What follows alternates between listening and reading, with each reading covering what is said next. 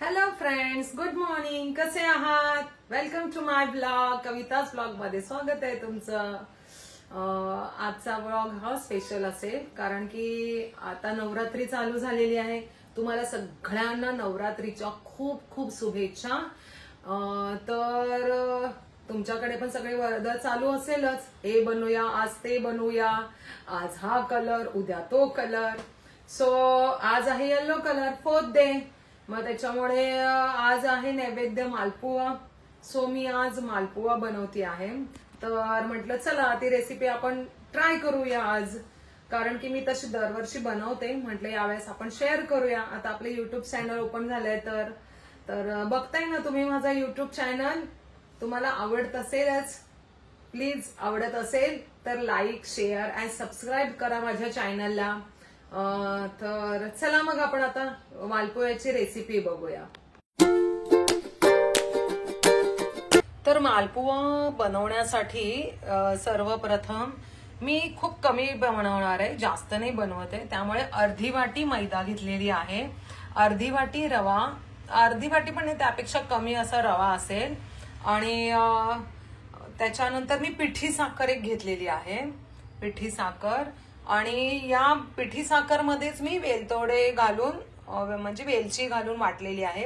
आणि थोडेसे ओबडधोबड केलेले असे बडीशेप आहे, त्याच्यामुळे पण स्वाद छान येतो. आणि रवा हा कमी घ्यायचा, जास्त नाही घ्यायचा, नाही तर मालपुए कडक होते. त्यामुळे कमी प्रमाणात घ्या सगळं.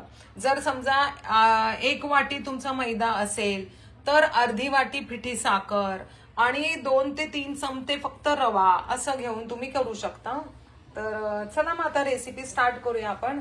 मी आधी एक आता पातेलं घेतेय. त्या पातेल्यामध्ये मी सर्वप्रथम मैदा टाकतेय आणि त्यानंतर हे थोडंसं रवा टाकतेय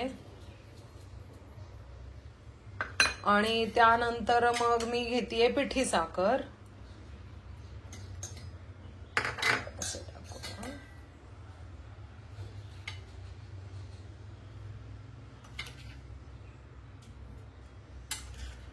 कारण की जरा असं गोड असेल तरच छान लागेल ना मालपुआ, त्यामुळे.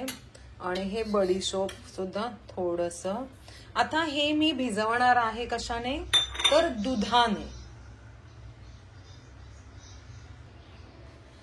हे मी खूप थोडंसं दूध घालून असं भिजवणार आहे. एकदम पटापटा घालायचं नाही, पातळ जास्त होईल नाही तर. त्यामुळे थोडंसं घालून तुम्ही आता हे भिजवून आपल्याला हे अर्धा तास भिजायला ठेवायचंय जास्त, तरच ते मुरेल छानपैकी. अदरवाईज मग ते व्यवस्थित होणार नाही.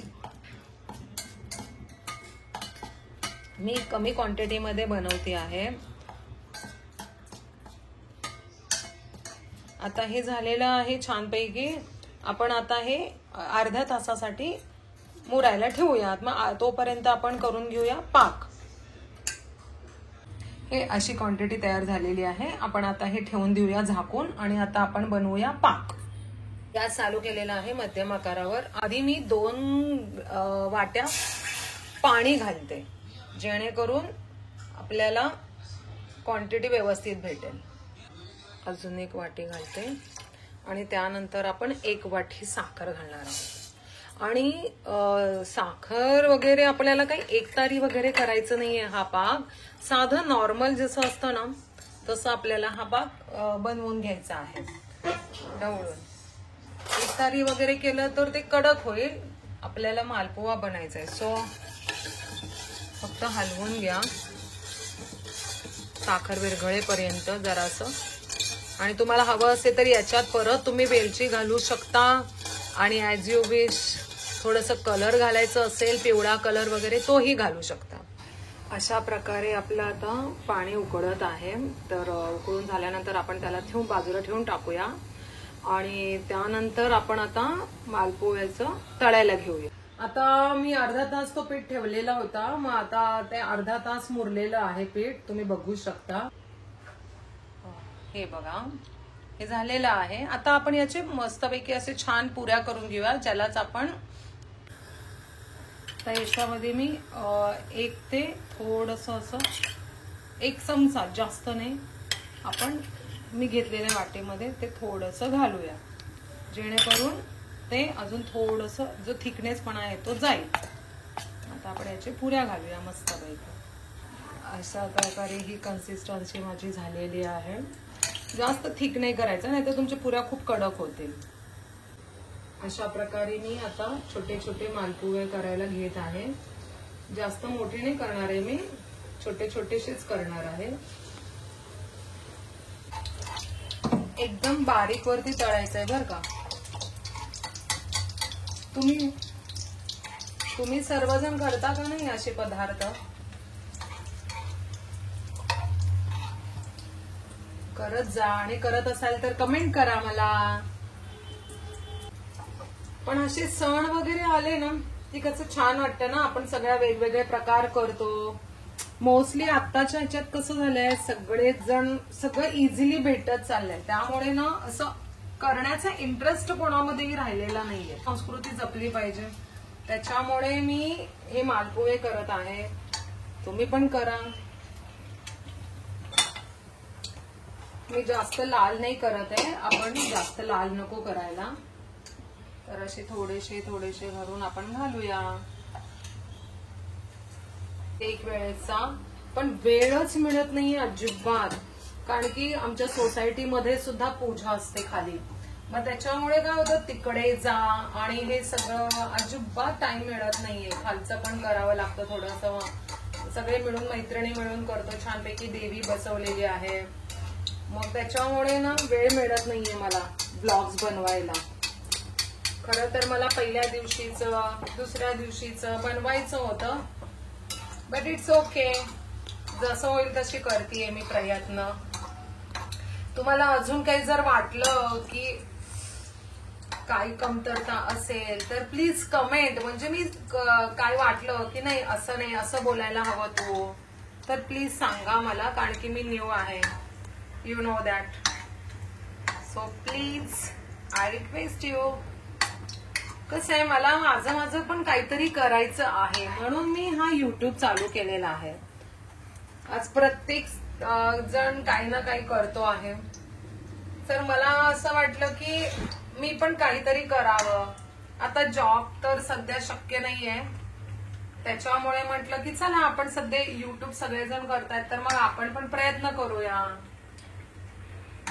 पण मुद्दा हा होता की कशावर करायचा, मुद्दा तो होता की म्हणजे नक्की कशावरती ब्लॉगिंग करू, डेली ब्लॉगिंग करू की फूड वरती करू. आय एम व्हेरी कन्फ्युज, मला समजतच नाहीये. जर तुम्हाला असं वाटलं की याच्यावर कर, छान वाटेल, कमेंट करा, म्हणजे मी तो प्रयत्न करेन. मला प्रयत्न करायचा आहे पण काहीतरी, की जेणेकरून असं मला पण असं वेगळं काहीतरी स्वतःच हे स्थापन करायचंय. प्रकारे आपल्या मालपुव्यांच्या पुऱ्या तयार झालेल्या आहेत. सो मी आता एक एक ना थोडेसे गरम असतानाच आपल्याला या पाकामध्ये टाकायचे. एक तर पाक गरम हवा, otherwise malpua. So it's a very good combination. मग त्याच्यामुळे हे आता मी एक एक याच्यामध्ये घालती आहे सगळे. आता याला मस्तपैकी मुरू द्यायचं, आणि मग त्यानंतर आपण थोडंसं अर्धा एक तास मुरलं की मग हे खायला रेडी. सो बघू शकता तुम्ही. सो गाईज, माझे मालपुवे तयार झालेले आहेत आणि मी काजू बदाम ड्रायफ्रुट्सने त्याला गार्निशिंग पण केलेलं आहे. सो तुम्ही बघू शकता, मस्त एकदम खूप छान आणि टेस्टी वाटतायत. So I request you, if you like this, please एकदा करून बघा, तुम्हाला आवडेल खूपच छान. आणि एकदा ट्राय करायला काय हरकत आहे, हो की नाही. सो तुम्ही ट्राय करा आणि टेस्ट करा आणि कमेंटमध्ये मला सांगा. माझी मालपुव्याची रेसिपी तर आता झालेली आहे, आणि जर का तुम्हाला ही रेसिपी आवडली तर like, share and subscribe. Thank you for watching. Happy Navratri to all of you. Bye, see you.